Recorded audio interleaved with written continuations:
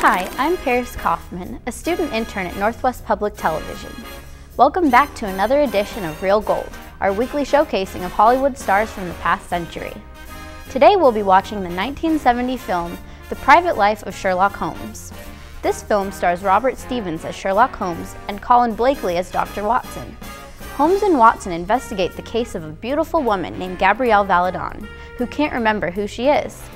The trail leads them to a group of missing little people, the Loch Ness Monster, and more. This film depicts Holmes and Watson's investigation to discover the true identity of Gabrielle Valadon, her husband's whereabouts, and why she mentioned Holmes's name despite her amnesia. Stay tuned to watch the mystery unravel in our Real Gold presentation of The Private Life of Sherlock Holmes.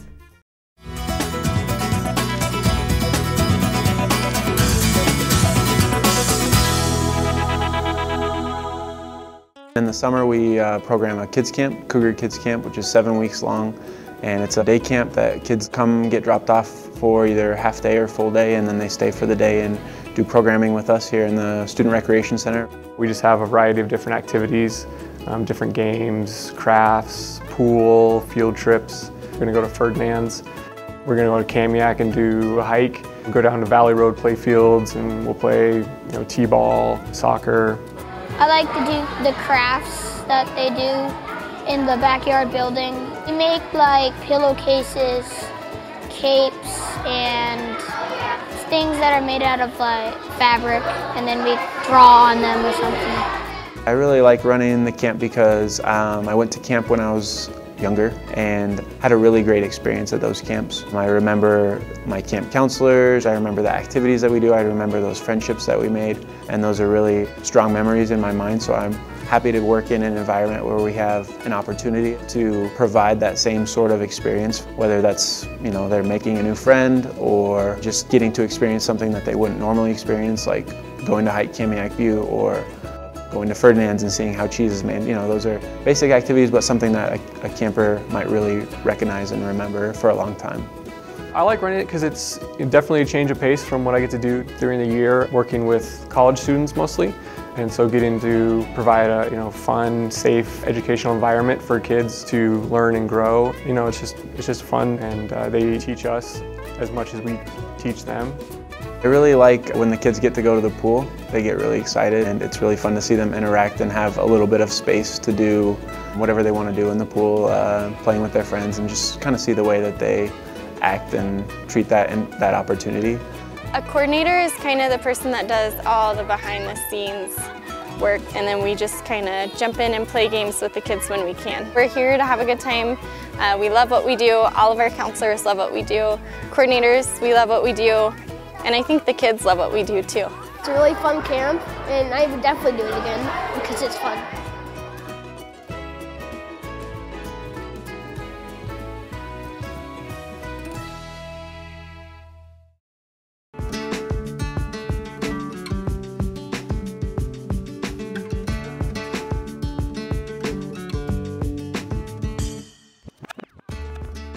My name is Kelly Arks. I'm a visiting assistant professor of politics and government at the University of Puget Sound.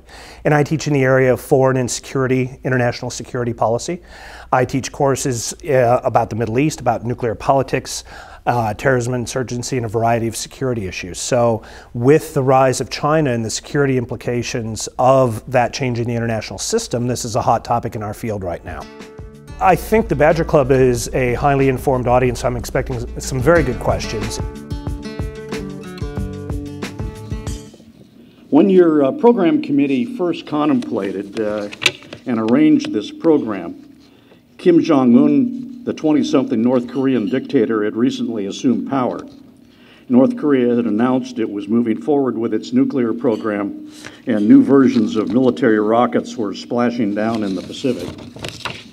In the months since then, East Asia has been pushed from our consciousness by events in Syria and Egypt, and the ongoing events in Iraq and Afghanistan, and of course by numerous domestic issues. But it hasn't gone away. Our program today will bring our attention back to East Asia and attempt to help us better understand the complicated dynamics between the United States, China, and North Korea, and Japan. Professor Kelly Erickson is a visiting professor at the Department of Politics and Government at the University of Puget Sound in Tacoma. He teaches courses on international relations, U.S. foreign policy and national security, the role of military force in international relations, the causes of war, terrorism and insurgency, international organization, and ethics in statecraft. Kelly, I hope you don't have to do that all in one semester. That's a couple of years. He has previously taught at Oregon State University and the University of San Diego, and is just completing his doctorate at the University of Virginia. His current research focuses on the effects that multilateralism and strategic interests have on support for U.S. military interventions by our allies. So it's my great pleasure at this point to introduce to you Professor Kelly Erickson. Kelly? Thank you, Mark. Well, thank you to Mark for that kind introduction and for all of you showing up. I very much enjoy going to public fora like this, and you're all to be commended, because in an era when knowledge of foreign affairs is quite low in the general public, these types of events are what sustain democracy and allow for better participation. These events are complex, and your willingness to come here and take an hour or two of your time to engage with this is, I think, hope for democracy. So congratulations to all of you for being here, and thank you. On the next Columbia Basin Badger Club. Hi, I'm Mark Smith. Leaking tanks, the lack of progress in building the waste treatment plant, the lack of an underground national waste depository, some see it as a perfect storm in making progress at the Hanford site. What can be done in the short term to move forward? Mike Lawrence, a signatory of the Tri-Party Agreement, will tell us at the next Badger Forum meeting. Join us right here on Northwest Public Television. Thanks for tuning in for The Private Life of Sherlock Holmes. This film was originally a 165-minute show intended to have an intermission between chapters.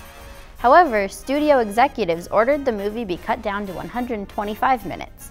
Director Billy Wilder was unhappy with the cuts that were made to the movie, but unfortunately most of the scenes cut were lost.